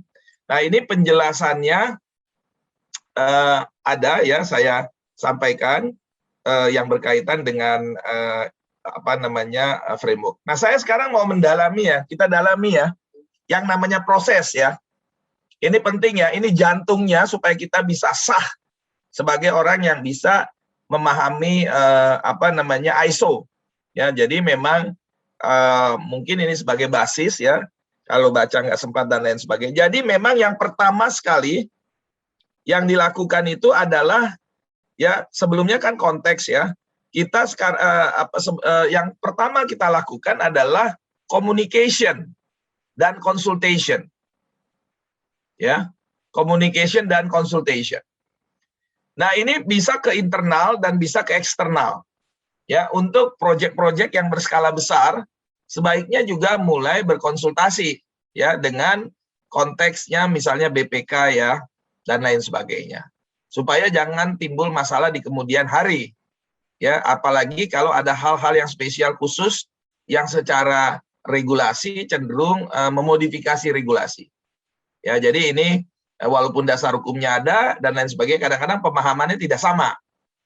Jadi kalau ada regulasi baru dan lain sebagainya juga harus dikomunikasikan dan dikonsultasikan, baik ke dalam maupun ke luar. Nah, ke dalam baik ke SPIP terlebih dahulu, baru nanti ke pihak luar. Nah, ini yang pertama.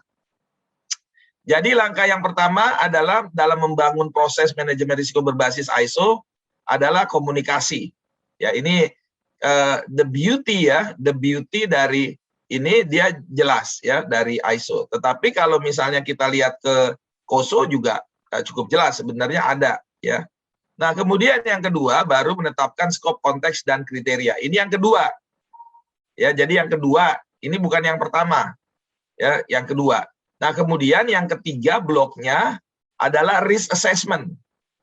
Nah, di dalam bahasa Indonesianya kita terjemahkan penilaian risiko. Nah, risk assessment itu mengandung 3 ya, identifikasi, analisis. Nah, di tempat lain analisis ini dikatakan pengukuran, gitu ya.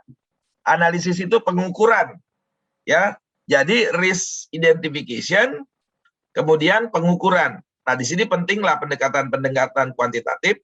Baru kemudian ada risk evaluation, ya. Evaluation, dievaluasi risknya itu, ya mana yang lebih prioritas, mana yang lain sebagainya. Nah, setelah dinilai barulah dilakukan treatment atau perlakuan risikonya itu. Nah, perlakuannya ini macam-macam, apakah bisa menghindar ya, kemudian apakah kita mau take the risk ataukah kita mau sharing ya, atau kita transfer. Ya, jadi intinya ada 4 aja. Pertama, hadapi, ambil risikonya. Berarti kita harus menganggap itu sebagai kerugian. Ya. Nah, yang masalah organisasi pemerintah nggak punya cadangan untuk kerugian. Kalau swasta, kalau ada kerugian dicadangkan. Ya, misalnya ada CKPN, cadangan kerugian dari perubahan nilai. Kita kan nggak ada. Nggak ada ya Bu Yuni ya. Kita nggak punya modal untuk mencadangkan bila terjadi kerugian bagaimana. Ya kan nggak ada kita untuk mencadangkan ya, untuk menutup kerugian itu. Nah, kelemahannya adalah di situ, kecuali kalau dia bank milik pemerintah karena mengikuti pola-pola perbankan.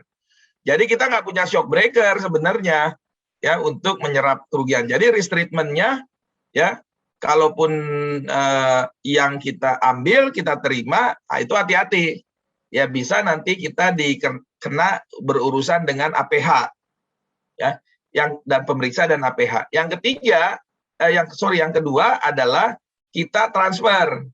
Yang ketiga ya kita sharing ya, tapi tetap berarti ada porsi kerugian. Yang keempat adalah kita menghindar. Gitu ya. Nah, itu risk treatment. Nah, setelah itu ya baru kita kita lakukan monitoring ya dan review ya. Jadi ini prosesnya begini Bapak. Jadi hari ini risk misalnya 1, 2, 3, 4, 5, kita risknya 1. Bisa terjadi besok ya risknya itu bisa 3 loh naik. Jadi perlu ada monitoring. Jadi kalau monitoring nggak dilakukan, kita main treatment aja. Ya, risikonya kita potret Ibu Miradian, kita potret Bu. 1 Bu. Berarti kita hadapi ya. Nggak tahunya baru mau dihadapi besok-besok ternyata risikonya udah jadi 4. Ya kan gitu kan. Jadi kalau kita nggak melaksanakan monitoring dan review, kita bisa babak belur juga. Nah, ini siklus. Jadi makanya ini panahnya ini kan begini, panahnya bulat, ini siklus terus. Ya, ini ada panah nih, ini panah nih. Panah, ya panah. Jadi bulat. Jadi monitoring itu dilakukan untuk memonitor apakah risikonya itu statik atau dinamis. Nah, kemudian semua biar ada recordingnya, ya untuk jangka panjang, ya biar ada pencatatannya, perlu di recording dan reporting. Jadi ini yang 6 ini nanti yang kita coba coba dalami lebih lanjut ya. Jadi kita lakukan nanti di dalam workshop kita untuk menerapkan ke ini. Nah, sekarang kita lihat ini. Kita lihat satu persatu secara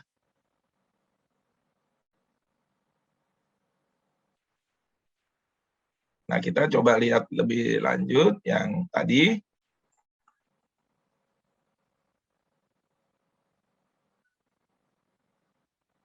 Ya, nah jadi kita lihat,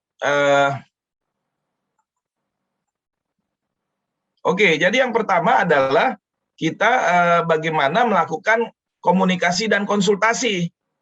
Ya, itu yang pertama, mendorong kesadaran pemahaman risiko. Jadi komunikasikan Bapak Ibu sekalian ke unit kerja itu kita harus ngobrol. Ya, kita harus pertemuan. Ya, kita harus menyatukan persepsi, ya, kemudian ada beberapa keahlian yang berbeda dan lain sebagainya, ya, supaya jangan pandangannya satu lari ke kiri, satu lari ke kanan, supaya nggak ada silo.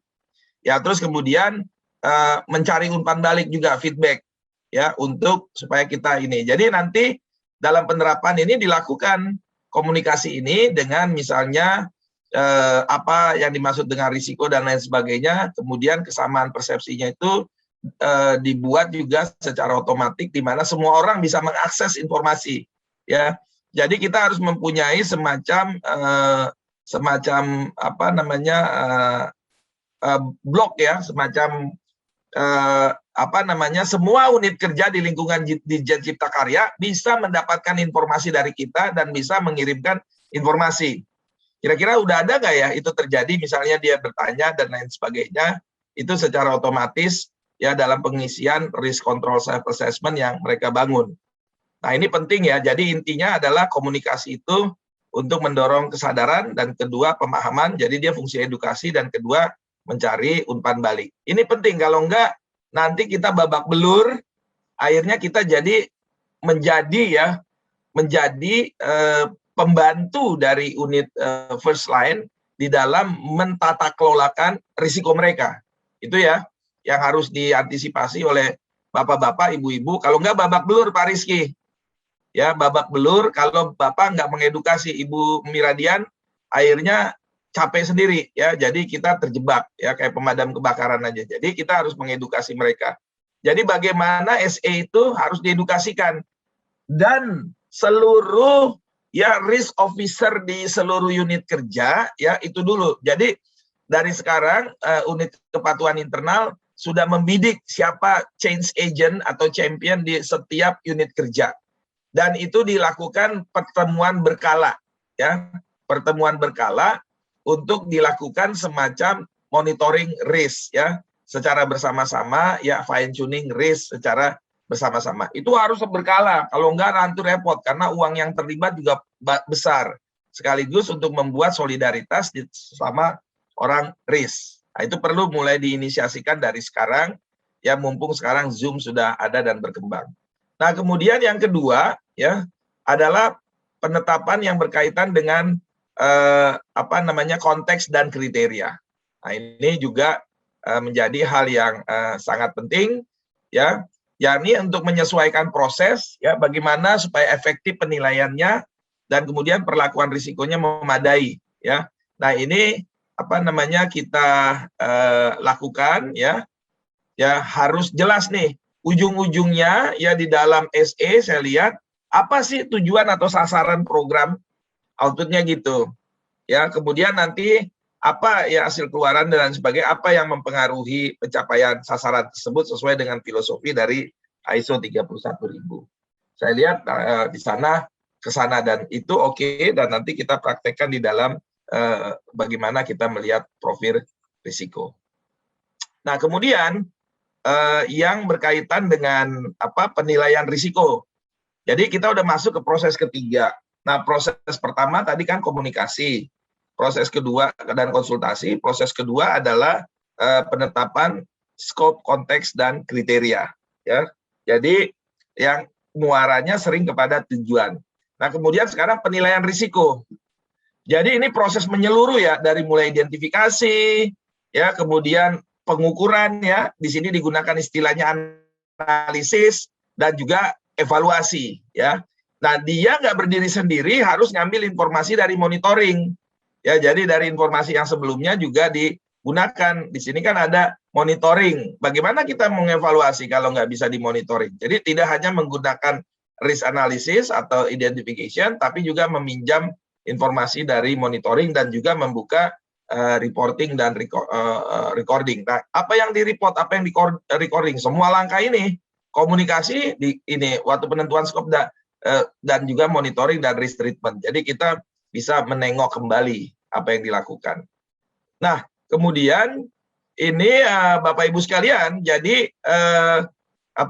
kita menyeluruh ya, dan kemudian ini yang di COSO, dia bisa layernya PUPR 1, PUPR 2, PUPR 3, tapi kan kita tanggung jawabnya adalah di Dijen.